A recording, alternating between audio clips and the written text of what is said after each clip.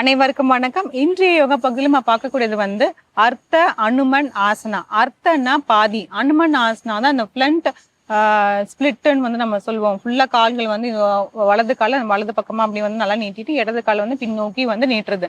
இந்த மாதிரி தான் இருக்கும். இது பேர் தான் வந்து அனுமன் ஆசனா. அதுல பாதி வந்து நம்ம பண்ண போறோம் அர்த்த அனுமன் ஆசனா. அதுக்கு முன்னாடி வந்து ஒரு பயிற்சி பண்ணிட்டு அதுக்கப்புறமேட்டா அந்த ஆசனா வந்து பார்த்துடலாம். இப்போ இந்த மாதிரி பொசிஷன்ல உட்காந்துட்டு கால்கள் மட்டும் ஒரு கால் அப்படி வச்சுட்டு நல்லா அப்படி பிடிச்சிக்கலாம். நம்மளோட இந்த பாதத்தை பிடிச்சிக்கலாம். அப்படி இல்லைன்னா வந்து நம்ம இந்த பெருவரில் வந்து பிடிக்கலாம். இப்போதைக்கு நான் பாதத்தை வந்து நல்லா கைகள் கோர்த்து வந்து வச்சுட்டு அப்படியே வந்து காலை வந்து இப்படி மேலே தூக்கி எக்ஸ்டெண்ட் பண்ணுறேன். இந்த மாதிரி பண்ணும் போது தான் வந்து நம்மளுக்கு இங்கே ஆம்ஸ்ட்ரிங்ஸ் மசில்ஸும் காஃப் மசில்ஸுமே வந்து நல்லா ஸ்ட்ரெச் ஆகணும். இந்த மாதிரி பண்ணும் போது முட்டி வந்து மடங்கக்கூடாது, நல்லா நேராக்குற மாதிரி வச்சுக்கணும். இப்போ இங்கே பிடிச்சி கையை இங்கே பிடிச்சி இந்த மாதிரி நேராக்க வரலன்னா சில பேருக்கு வந்து இங்கே கூட பிடிச்சிக்கலாம். இப்படி பின்னோக்கி இப்படி பிடிச்சிட்டு கூட இப்படி தூக்கலாம். ஆனா வந்து முட்டி மடங்காம வந்து இருக்கணும். அது மட்டும் தான் வந்து நமக்கு மெயின் எய்ம். சில வினாடிகள் 1 2 3 4 5 6 7 8 9 10 தளர்த்திக்கலாம். அதே மாதிரி இடது காலில் பண்ணிடலாம்.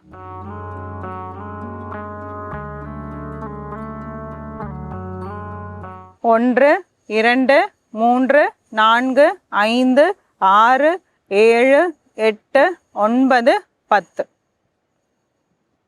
தளர்த்திக்கலாம்.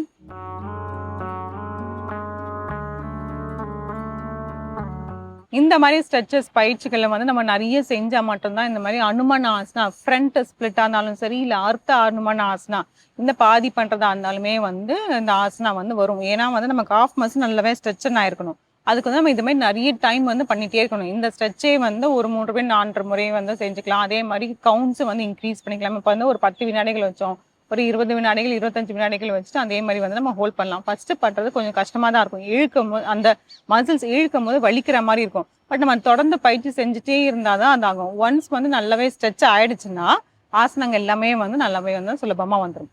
இப்போ நம்ம வந்து அர்த்த அனுமன் ஆசனாங்க எப்படி பண்ணுறதுன்னு பார்க்கலாம். தண்டாசனம், வஜ்ராசனம் போயிடலாம். அதை முட்டி போட்டுடலாம். முட்டி போட்டுட்டு வலது காலை முன்னோக்கி இப்படி வச்சுட்டு காலை வந்து இப்படி நீட்டி வைக்கணும். இப்போ உட்கார்ந்து இருக்கும் போது வந்து நம்ம எப்படி காலை வந்து நல்லா எக்ஸ்டெண்ட் பண்ணணுமோ அதே மாதிரி வந்து நம்ம இப்போ இப்படி கீழே வந்து நம்ம நீட்டி வந்து வைக்கிறோம். கீழே வந்து குதிக்கால் கீழே படணும், இந்த டோஸ்லாம் வந்து நல்லா வந்து மேலே படணும். அதே மாதிரி இந்த பின்னுக்காலில் வந்து இந்த மாதிரி டோஸ் வந்து கீழே டக் பண்ணணும். அப்போதான் வந்து கொஞ்சம் பேலன்ஸ் கிடைக்கும். அதே மாதிரி இப்போ கைகள் நல்லா மேலே தூக்கிட்டு நல்லா மூச்சு இழுத்துட்டு அப்படியே வந்து கீழே வரும். எந்த அளவுக்கு நமக்கு கீழே குனிய முடியுதோ அந்த அளவுக்கு வந்து பண்ணலாம். இப்போ நமக்கு எல்போ கீழே வர்ற மாதிரி இருந்துச்சுன்னா எல்போ அப்படி கீழே வச்சுட்டும் பண்ணலாம். ஆனால் வந்து முட்டி மடங்காம இந்த மாதிரி ஸ்ட்ரெயிட்டாக இருக்கணும். அப்படி எல்போ கீழே வைக்க வரலன்னா கைகள் மட்டும் இப்படியுமே வச்சுக்கலாம், இல்லைன்னா இப்படி எக்ஸ்டெண்ட் பண்ணி வச்சுக்கலாம். முடிஞ்சா உங்க நெற்றி பகுதியை இந்த காலில் கொண்டு வந்து வைக்கலாம். சில வினாடிகள்.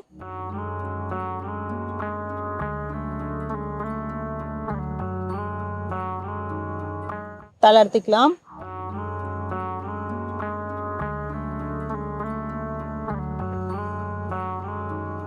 இதுவும் கொஞ்சம் வந்து பேலன்சிங் போஸ் மாதிரி தான், அங்கே கொஞ்சம் ஆடுற மாதிரி தான் இருக்கும். சப்போஸ் வந்து உங்களுக்கு வந்து கை கீழே வைக்கவே முடியலங்கிற மாதிரி இருந்துச்சுன்னா ஏதாவது வந்து புத்தகங்களோ இல்லாட்டி வந்து ஏதாவது ஒரு சின்ன ஒரு ஹைட்டுக்கு வர மாதிரி வந்து காலுக்கு பக்கத்துல 2 பக்கமே வந்து இப்படி வச்சுக்கலாம். இல்லைன்னா ஒரு பக்கத்துக்கு மட்டும் வச்சுட்டு அது மேலே வந்து கையை வச்சுக்கலாம். நமக்கு தேவை வந்து அந்த கால் வந்து நல்லா எக்ஸ்டெண்ட் ஆகிட்டு அந்த மசில்ஸ் வந்து நல்லாவே ஸ்ட்ரெச் ஆகணும். அதுக்காக வந்து நம்ம இந்த ஆசனா வந்து பண்றோம். ப்ராப்பர்ட்டிஸ் இந்த மாதிரிலாம் வந்து யூஸ் பண்ண வந்து நமக்கு வந்து கரெக்டாக வந்துடும். அதுக்கப்புறம் அதை வச்சே வந்து நம்ம பண்ணிட்டு அந்த பொருட்கள் இல்லாமே வந்து நம்ம டேரெக்டாக இப்போ கை எப்படி வைக்கிறோமோ அந்த மாதிரியே வந்து வச்சிடலாம். இப்போ அப்படியே வந்து நம்ம இடது பக்கம் பண்ணிடலாம். முட்டி போட்டுட்டு இடது காலை வந்து நல்லா இப்படி நீட்டி வச்சுட்டு அதுக்கப்புறம் இப்படி நீட்டி வைக்கணும்.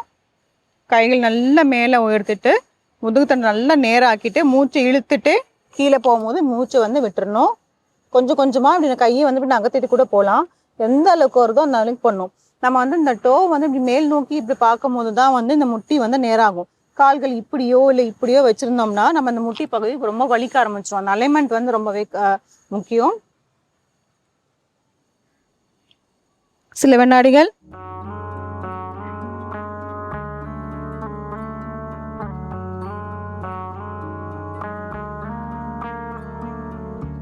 தளர்த்திக்கலாம்.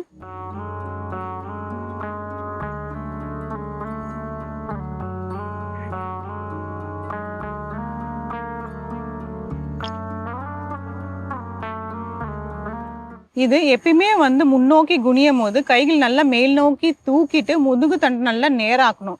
அதே எக்ஸ்டென்ஷன்ல அப்படியே வந்து நம்ம ஃபார்வர்ட் பெண்ட் பண்ணும்போது மட்டும்தான் வந்து அந்த கரெக்டான பொசிஷன் வரும். நான் சில பேர் பண்ணும்போது என்னன்னா கை நல்லா முதுகு நிமித்திட்டு கீழே போகும்போது இப்படி வந்து இப்படி குனிஞ்சிருவாங்க. அப்போ வந்து அந்த முதுகு தண்டு நேராவே வந்து வராது. ஸோ அந்த பொசிஷனே வந்து மாறிடும். அந்த போஸ் யோகா போஸே வந்து அலைன்மெண்ட் மாறிடும். அதுக்கப்புறம் முதுகு வலி ஆரம்பிச்சிடும். ஸோ அதனால வந்து இந்த சின்ன சின்ன அலைன்மெண்ட்ஸ் மட்டும் நம்ம கரெக்டாக நம்ம பார்த்துட்டோம்னா அந்த பொசிஷன் வந்து ரொம்பவே வந்து நல்லா இருக்கும்.